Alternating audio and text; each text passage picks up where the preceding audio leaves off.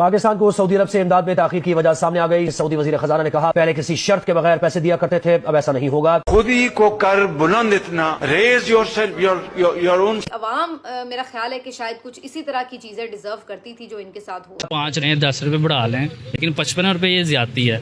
गरीब अवाम क्या करेगा। मैंने बाइक अपनी बेच दी थी, इसी दुख से मैंने बेच दी थी कि पेट्रोल अफोर्ड नहीं होता मेरे से। कतरी वजीर तवानाई कह रहे हैं कि फी बैरल तेल की जो कीमत है वो $150 तक जा सकती है। पाकिस्तान को बहुत ज्यादा नुकसान होगा। इजराइल और इंडिया ये पाकिस्तान के दुश्मन भी है। सबसे ज्यादा बेचैनी जो पाकिस्तान के पॉइंट ऑफ व्यू से पाई जा रही है वो इसलिए कि पाकिस्तान के जो माशी हालात हैं उसको लेकर हम पहले ही IMF के निर्गम। पाकिस्तान फंस गया दोस्तों, और पाकिस्तान बुरी तरीके से। आप वीडियो के ऊपर अपना सुझाव दे सकते हैं।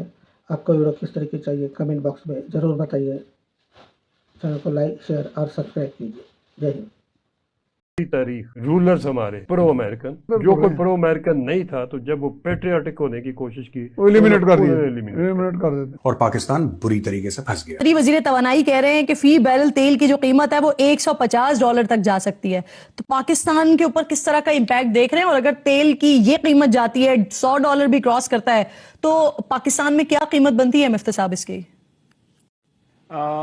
देखें, इस वक्त जो ऑलरेडी $86 की जो बैरल की कीमत है, उससे भी पाकिस्तान को बहुत ज़्यादा नुकसान होगा। जो हम तो $60-70 के यूज टू हैं, तो $87 में भी हमको बहुत नुकसान हो रहा है। तो खुदा न खास्ता अगर $100 चले गई तो बहुत ही ऊपर हो जाए। पाकिस्तान को सऊदी अरब से इमदाद में ताखीर की वजह सामने आ गई। सऊदी अरब ने ग्रांट, डिपॉजिट, सरमायाकारी सब मुआशी इस्लाहात से मशरूत कर दी। सऊदी वजीर खजाना ने कहा, पहले किसी शर्त के बगैर पैसे दिया करते थे, अब ऐसा नहीं होगा। सऊदी अरब अपने लोगों से टैक्स लेता है, जो इमदाद लेते हैं उन्हें भी यही करना होगा। टैक्स निजाम में इस्लाहात करना होंगी, ये भी कहा गया। पाकिस्तान फंस गया दोस्तों, और पाकिस्तान बुरी तरीके से फंस गया। बड़े जोर शोर के साथ पाकिस्तान ने सऊदी अरब के साथ एक डिफेंस डील साइन की थी, और डिफेंस डील की एक लाइन थी, और सिर्फ एक ही लाइन बताई उन लोगों ने। ऐसा नहीं है कि पूरी डिफेंस डील के बारे में चर्चा हो ना, ओनली वन लाइन। अगर पाकिस्तान पे हमला हुआ तो माना जाएगा कि वो सऊदी अरब पे हमला, और अगर सऊदी अरब पे हमला हुआ तो माना जाएगा कि पाकिस्तान पे हमला। फिर दोनों भाई मिलके दुश्मन का सामना करेंगे, और बड़े जोरों शोरों के साथ। एक तो पाकिस्तान चोरी भी करता है दोस्तों। चोरी कैसे करता है कि पाकिस्तान कभी आपको यह नहीं बताएगा कि उसमें है क्या। ये जो इस वक्त सिचुएशन है ये पाकिस्तान को कैसे इम्पैक्ट कर सकती है? देखिए, जाहिर है नेगेटिवली इम्पैक्ट होगा ना। पहला तो ये है कि अब तेल नहीं आएगा ना कुछ अरसे के लिए, वो नहीं आ रहा, तो आपके स्टॉक्स जो हैं, आपके रिजर्व जो हैं वो गिरेंगी। जैसे वो गिरेंगी तो आप रैशनिंग शुरू कर देंगे। और जो मैंने अभी देख रहा था मैं कि पेट्रोल डीलर्स एसोसिएशन वगैरह उन्होंने शोर डालना शुरू कर दिया है। वो कह रहे हैं 3 दिन से सप्लाई नहीं आ रही। हमारी तारीख से मैं करता हूं, हमारी तारीख रूलर्स हमारे प्रो अमेरिकन, तो जब कोई प्रो जो कोई प्रो अमेरिकन नहीं था तो जब वो पेट्रियाटिक होने की कोशिश की वो एलिमिनेट कर देते। वो बेशक लियाकत अली खान था, और या उसके बाद लंबी लाइन। अमेरिकन ने अलाउ किया इंडिया को कि वो रशिया से तेल मजीद खरीद सकते हैं, और ये उनको जो 30 डे वेवर दिया गया है, क्योंकि जो स्ट्रेट ऑफ हॉर्मुज़ जहां पे दुनिया का 20% तेल निकलता है तो गुजरता है, और तकरीबन 80% तेल कहा जाता है एशिया में यहाँ से जाता है। अब अमेरिकन कहते हैं कि जी हमें, क्योंकि ग्लोबल ऑयल सप्लाई चेन के अंदर ईरानियंस इस सप्लाई चेन को रोकना चाहते थे। इन्होंने क्या किया, इन्होंने सब उसको कहा कि जी आपको फ्रीडम हम देते हैं, और फ्रीडम क्या है कि आप तेल मंगवा सकते हैं। ये सियासत है, वर्ल्ड वाइड गेम है। ये इनका एक बहुत बड़ा एक ग्रुप है और ये मिले हुए हैं आपस में, और सबको पता है। ये बहुत से लोग ऐसे हैं जो बोलना नहीं चाहते हैं, और बहुत से लोग हैं जो बोलते हैं, उनको कोई सुनता नहीं है या पूछता नहीं है। ये सारी गेम है, ये सब आपस में मिले हुए हैं।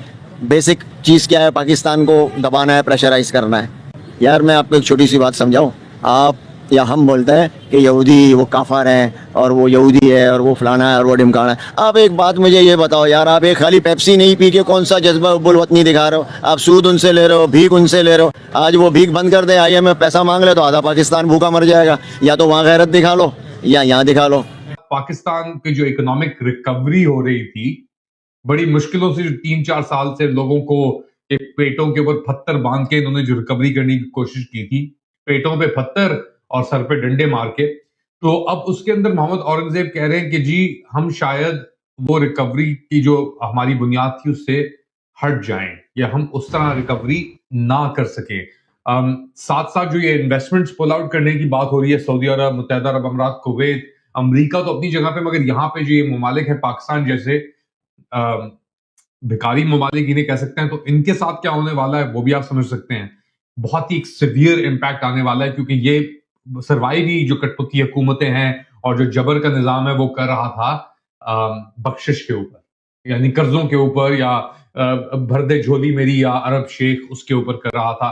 और ये कटोरा लेके फिर रहे थे हमारे 3 पीस सूटेड बूटेड छोटे मियां मुंशी और कठपुतली जो उनका निजाम है वो अपने साथ। तो ये सब निजाम जो है ये अब लग रहा है कि बढ़ने वाला है कि ये जो पावर स्ट्रक्चर इस वक्त एग्जिस्ट करता है ये मेंटेन रखा जाए। जारी बात है सदर ट्रंप के दामाद जैरेड कुशनर बहुत ज्यादा क्लोज हैं इसराइल के साथ, और वो लॉबी आपको पता है कि पूरा का पूरा पॉलिटिक्स और पैसा कंट्रोल करती है। अमेरिका का एक बहुत बड़ा पावरफुल लॉबी है, और उस लॉबी के अंदर इस वक्त डायनेस्टी के ऊपर जो है मोरसी सियासत के ऊपर काम हो रहा है, और डॉन जूनियर जो है उनको आगे प्रमोट किया जा रहा है। स्ट्रेट ऑफ हॉर्मुज की बंदिश से पाकिस्तान के पास पेट्रोल का बड़ा